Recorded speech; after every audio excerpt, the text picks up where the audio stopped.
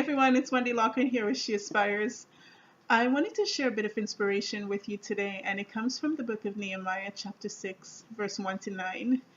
As we see in the book of Nehemiah, he was moved by God to rebuild the wall of Jerusalem, and in the process of rebuilding, he experienced a lot of opposition. And in Nehemiah 6, we see that continued opposition from the local officials. They were actually wanting to distract him and pull him away from the work that he was doing for God.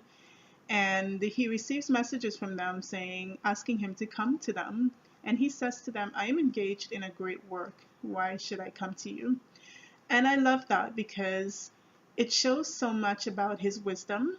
It shows so much about the boundaries that he was setting for himself. And it shows so much of his discipline and his determination because he was engaged in a great work. The work that he was doing mattered. And he chose not to allow the distractions to distract him. And I love further on in Nehemiah 6, he realized that the opposition was an effort to distract him and to pull him away from what he was doing and to discourage him and to stop him. And it says that he pursued the work with even greater determination. And I just wanted to encourage us because whatever the great work is that we are doing, God wants us to be engaged. He's moving our hearts to do something, whatever that work may be.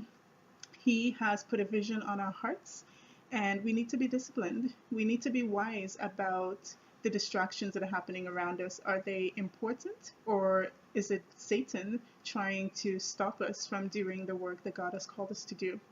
And we need to be disciplined and determined because the obstacles will come, the oppositions will come. Things are going to happen throughout our day that is going to attempt to steal our attention, but we need to be very wise again in what we allow to pull us away from the work that we are doing.